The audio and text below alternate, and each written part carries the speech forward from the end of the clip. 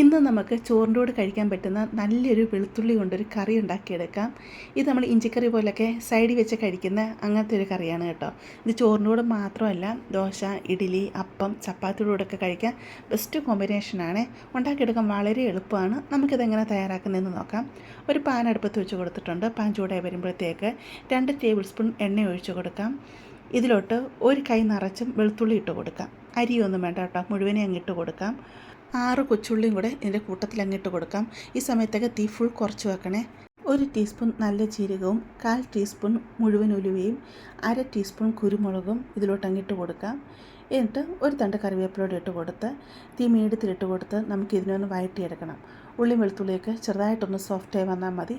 ഇത് നല്ലതായിട്ട് സോഫ്റ്റായി വരുമ്പോഴത്തേക്ക് തീ അങ്ങ് ഓഫ് ചെയ്യാം. ഇത് തണുക്കാനായിട്ട് മാറ്റി വെക്കാം. തണുത്ത് കഴിയുമ്പോഴത്തേക്ക് മിക്സിയുടെ ജാറിലോട്ട് ഇതങ്ങ് ഇട്ട് കൊടുക്കാം. ഒരു വലിയ തക്കാളി ഞാൻ ഇവിടെ എടുത്തിട്ടുണ്ട്. അത് അരിഞ്ഞത് ഇതിൻ്റെ കൂട്ടത്തിൽ അങ്ങിട്ട് കൊടുക്കാം. തക്കാളി വഴറ്റിയെടുക്കുകയൊന്നും വേണ്ട. ഇട്ട് നല്ല രീതിയിൽ നമുക്കതൊന്ന് അരച്ചെടുത്തുകൊണ്ട് വരാം. ഇത് ഞാൻ ഇവിടെ അരച്ചെടുത്തിട്ടുണ്ട്. ആദ്യം വെള്ളമൊന്നും ഒഴിക്കാതെ തക്കാളിയുടെ ആ നനവി വേണം അരച്ചെടുക്കാനായിട്ട്. വേണമെന്നുണ്ടെങ്കിൽ 1-2 ടേബിൾ സ്പൂൺ വെള്ളം ഒഴിച്ച് പിന്നീട് വേണം അരച്ചെടുക്കാമേ. സെയിം പാൻ തന്നെ അടുപ്പത്ത് വെച്ച് കൊടുത്തിട്ടുണ്ട്. ഇതിലോട്ട് 3 ടേബിൾ സ്പൂൺ നല്ലെണ്ണ ഒഴിച്ച് കൊടുക്കാം. ഞാനിവിടെ 2 ടേബിൾ സ്പൂൺ നല്ലെണ്ണയും 1 ടേബിൾ സ്പൂൺ സൺഫ്ലവർ ഓയിലുമാണ് ഒഴിച്ച് കൊടുത്തിരിക്കുന്നത്. നല്ലെണ്ണയാണ് നിങ്ങൾ 3-4 ടേബിൾ സ്പൂൺ ഒഴിച്ച് കൊടുക്കാവുന്നതാണ് കേട്ടോ. എണ്ണയൊക്കെ കുറച്ച് അധികം എടുത്ത് ഇതുണ്ടാക്കിയെടുക്കുമ്പോൾ പ്രത്യേക ടേസ്റ്റാണ്. എണ്ണ ചൂടായി വരുമ്പോഴത്തേക്ക് 1 ടീസ്പൂൺ കടുകിട്ട് കൊടുക്കാം. കടുകൊന്ന് പൊട്ടി വരുമ്പോഴത്തേക്ക് 1/2 ടീസ്പൂൺ ഉഴുന്നുപരിപ്പ് ഇട്ട് കൊടുക്കാം. 1/4 ടീസ്പൂൺ മുഴുവൻ ഉലുവയും കൂടി ഇട്ട് കൊടുക്കാം. എന്നിട്ട് ഇതിനൊന്ന് മൂപ്പിച്ചെടുക്കുക.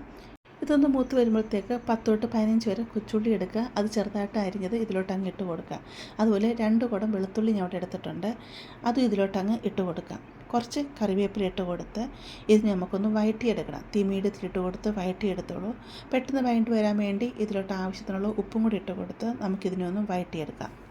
ഉള്ളിയൊക്കെ നല്ലതായിട്ടൂടെ സോഫ്റ്റായി വന്നിട്ടുണ്ട്. ഇതിലോട്ട് 1 table spoon Kashmiri chilli powder, 1 table spoon മല്ലിപ്പൊടി, 1/4 ടീസ്പൂൺ മഞ്ഞൾപ്പൊടിയും കൂടി ഇട്ട് കൊടുത്ത് നല്ലതായിട്ട് ഇതിനൊന്ന് വഴറ്റിയെടുക്കണം. ഇതിൻ്റെ പച്ച സ്മെല്ലൊക്കെ മാറുന്നവരെ നല്ല രീതിയിൽ വഴറ്റിയെടുക്കണം. ഇതിലോട്ട് അരച്ച് വെച്ചിരിക്കുന്ന അരപ്പുണ്ടല്ലോ, ആ അരപ്പങ്ങ് ഇട്ട് കൊടുക്കാം. എന്നിട്ട് മിക്സിയുടെ ജാറ് കഴുകി ഒരു 1/4 ഗ്ലാസ് വെള്ളം കൂടി ഇതിലോട്ട് അങ്ങ് ഒഴിച്ച് കൊടുക്കാം.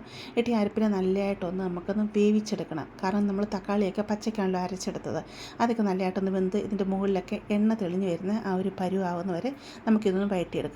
ഒരു ചെറിയ നെല്ലിക്ക വലുപ്പത്തിൽ 1/4 ഗ്ലാസ് വെള്ളത്തിൽ ഞാൻ പുളി പിഴിഞ്ഞെടുത്തിട്ടുണ്ടായിരുന്നു. അത് ഇതിലോട്ട് അങ്ങ് ഒഴിച്ച് കൊടുത്ത് നല്ലതായിട്ട് പിന്നെ ഇതിനെ അങ്ങ് തിളപ്പിച്ചെടുക്കാം. 1/2 ടീസ്പൂൺ ശർക്കരപ്പൊടിയും കൂടി ഇതിലോട്ട് അങ്ങിട്ട് കൊടുക്കാം. മധുരവും പുളിയും ഉപ്പും എരിവെല്ലാം ബാലൻസ് ചെയ്യുന്നതിന് വേണ്ടിയാണ് നമ്മൾ ശർക്കരപ്പൊടി ഇതിലോട്ടിട്ട് കൊടുക്കുന്നത്. എന്നിട്ട് നല്ലതായിട്ട് തിളപ്പിക്കുക. എന്നിട്ട് അത് അടച്ച് വെച്ച് തീ ഫുൾ കുറച്ച് വെച്ച് ഒരു 10 മിനിറ്റ് അതിന് വേവിച്ചെടുക്കുക. മുകളിലൊക്കെ നല്ലതായിട്ട് എണ്ണ തെളിഞ്ഞ് വരുന്ന ആ ഒരു പരുവാകണം. 10 മിനിറ്റ് ആയപ്പോഴത്തേക്കും നല്ല രീതിയിൽ വെന്ത് വന്നിട്ടുണ്ട്. മുകളിലൊക്കെ എണ്ണ തെളിഞ്ഞ് വന്നിട്ടുണ്ട്. ഞാൻ ഇത് കുറച്ച് കുറുക്കിയാണ് എടുത്തിരിക്കുന്നത്. നിങ്ങൾക്ക് ശകലം കൂടി ഒരു ലൂസ് വേണമെന്നുണ്ടെങ്കിൽ ഈ സമയത്ത് 1-2 ടേബിൾ സ്പൂൺ വെള്ളം തിളപ്പിച്ച് ഇതിലോട്ട് ഒഴിച്ച് കൊടുക്കാവുന്നതാണ്. ഞാനിത് സൈഡിൽ വെച്ച് കഴിക്കുന്ന ഇഞ്ചിക്കറിയൊക്കെ ഉണ്ടല്ലോ, ആ ഒരു പരുവത്തിലാണ് എടുത്തിരിക്കുന്നത് കേട്ടോ. അപ്പോൾ നിങ്ങൾക്ക് ലൂസ് അനുസരിച്ച് നിങ്ങളിതിനെ എടുക്കാവുന്നതാണ്. അപ്പോൾ നല്ല ടേസ്റ്റുള്ള അടിപൊളി ഒരു കറിയാണ് കേട്ടോ. ഇത് 1 മണിക്കൂർ കഴിഞ്ഞിട്ട് ഇത് ഉപയോഗിക്കുക. 3-4 ദിവസം ഇത് പുറത്തിരിക്കും കേട്ടോ. ഇത് ചോറിന് മാത്രമല്ല, ചപ്പാത്തി, ദോശ, ഇഡ്ഡലി, അപ്പം ഇതിൻ്റെ കൂടെയൊക്കെ ബെസ്റ്റ് കോമ്പിനേഷനാണ്. അപ്പോൾ നിങ്ങളിങ്ങനെ തയ്യാറാക്കി നോക്കുക. ഇഷ്ടപ്പെടുവാണെങ്കിൽ ചാനലൊന്ന് സബ്സ്ക്രൈബ് ചെയ്ത് സപ്പോർട്ട് ചെയ്യുക, ലൈക്ക് ചെയ്യുക. നിങ്ങളുടെ ഫാമിലിയോട്ടും ഫ്രണ്ട്സിലോട്ടൊക്കെ ഇതൊന്ന് ഷെയർ ചെയ്ത് കൊടുക്കുക. നമുക്കിനി ഒരു പുതിയ വീഡിയോ ആയിട്ട് അടുത്ത ദിവസം കാണാം.